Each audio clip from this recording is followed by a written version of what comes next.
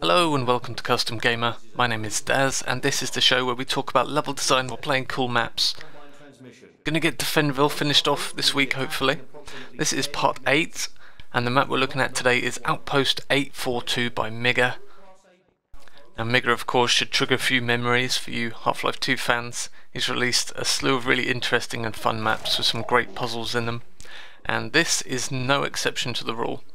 This is one of the strongest maps in the competition, I think, and it's mainly due to just the interesting way that Miigga handles the intro to the map here. So unfortunately a lot of the maps in this pack just kind of let the player hang out for 10 minutes and didn't really give them anything interesting to do aside from placing the odd turret and mines and general busy work like that. Miigga actually sets out an entire kind of segmented, I suppose, gameplay piece at the start where you have to solve various puzzles around the map in the 10 minutes allotted. So the more puzzles you solve, the more equipment you'll have and the better off you'll be when the assault begins, which is a really interesting idea which no one else really did. And of course it works even better here because Miigga is just a veteran of puzzle gameplay. If you have a look at all of his maps, they've all got these really kind of crazy abstract puzzles which really don't care about the rules of reality. They're just kind of designed to just be interesting and fun to solve. So he's really in his element here. So as you can see here, we were teased with lots of items on the table when we first entered this area. We had to solve some basic platforming puzzles in order to get into this area, and now we have to solve another puzzle to get out. So I like the fact that you have to use the gravity gun to punt a barrel through the vent here. That's very cool. Great way to kind of reuse a piece of level which the player's already explored in a new way. So yeah, this is kind of like, I suppose this is the main route that I think every player should do because it gives you a whole bunch of weapons and the gravity gun, which is kind of essential. Everything else is kind of optional, I guess, but you really want to do it anyway because it's stuff to do while you wait. I mean, even in this map, the 10-minute setup period is probably still too long. You end up kind of 3 or 4 minutes to spare at the end, which is a shame. But for the most part, Miigga does keep you busy during the 10-minute setup phase. Perhaps a few more puzzles would have been great here, just to kind of unlock other areas of the map perhaps. Here we can grab some suit charge and there's some rockets which are going to be handy later on. And this car battery. And if there's one thing we know about car batteries in Half-Life, it's that they're used to power things. So we can come over here. Obviously I've played this map quite a few times, so I generally know what I'm doing here, so we can just kind of go around and do all these little gameplay elements. Now this guy is he just destroys everything in this map. During the beta of this, which I had the luxury of testing before the actual release of the mod, there was a hilarious bug where the Vortigon would attack the Strider at the end, and the Strider wouldn't be able to target him because he would stand right underneath the Strider, and you'd end up with this stalemate situation, which was absolutely hilarious to watch, but did kind of break the map a little bit. Here's another simple puzzle, just kind of follow the wires around to all the buttons in order to open this door, which nets you a couple of turrets you can set up. I like this a lot.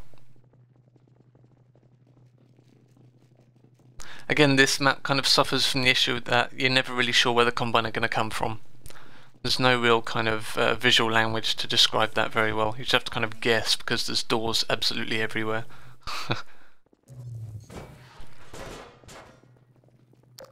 There's this main giant door right at the front. I can imagine a lot of players just kind of set up all the defences there, and then perhaps they got a little bit annoyed when the Combines start coming out of all the doors around the sides of the arena. But with 2020 hindsight, we can set up some pretty effective defences here. So let's go and do that and skip ahead a little. So this is something I've actually missed through all my other attempts at the map. Of course, it wouldn't be a Miigga map without the watermelons. This guy seems especially perturbed by the whole situation. He must have a watermelon phobia. Just destroying his brain right now. Let me get out of your way. Imagine his surprise when I keep pressing the button and even more of them come out. So this is just kind of a bit of fun. You get a couple of med packs, a couple of watermelons, why not? Eventually the button stops working, which is... It's kind of a shame actually. I was kind of really hoping that you could just spawn 100 watermelons and just kind of run around throwing them at the combiner, attempting to pacify them that way, but it's just not going to happen. So we've done all the puzzles in the map. I've set up all my turrets in places which should be quite helpful. So let's skip ahead to the actual ambush as we're waiting here for a couple of minutes like I mentioned. Okay, so the Combine will announce their presence through the exploding of all the various doors around the arena. And generally Combine will attack through one door in kind of a squad size from each door. Once you do that, another door will open with another squad of Combine behind it. So this gameplay is kind of very, very rinse and repeat. You just get the same squad of Combine coming from various directions. I think the size of the main arena here kind of hurts it a little bit. It would have been, I think it would have played slightly better if the arena had been separated into smaller chunks. There was some dividing walls or other visibility blockers, something like that. So there's some incredibly long sight lines here, and it can be a little bit frustrating fighting the Combine with such long distances in mind.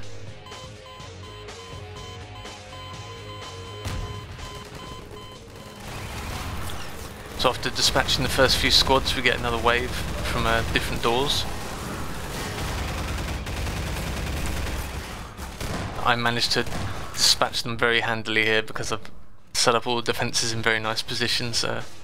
Again, the first time through, things are a little bit more hectic because you're not really sure where the Combine are going to come from, which is a bit of an issue, I think.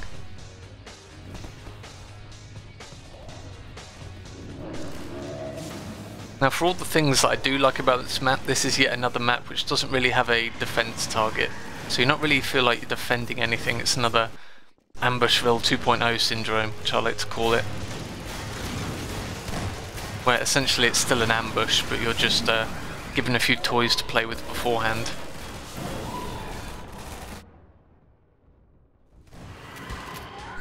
And in the final wave of Combine, you're getting a couple of hunters in there as well, which is always a bit of a step up. And then for the finale, you get a nice strider here who makes a nice entrance.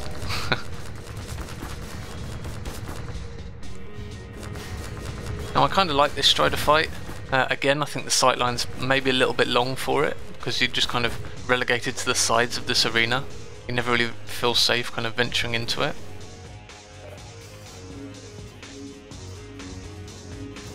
And the strider, it really doesn't feel like the strider fits too well in here. I've had a couple of times, like, especially in this recording, where it feels like the strider goes into the ceiling a couple of times. It doesn't really move around as much as you might expect. It feels a bit limiting.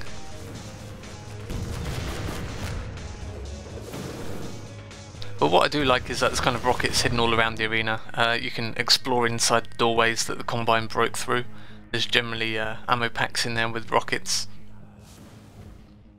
So there is a bit of run and gun gameplay with the strider as you're kind of running around trying to find extra rockets to take it down.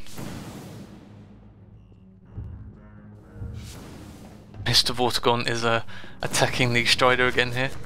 I'm guessing Miigga just set the strider to ignore the Vortigaunt.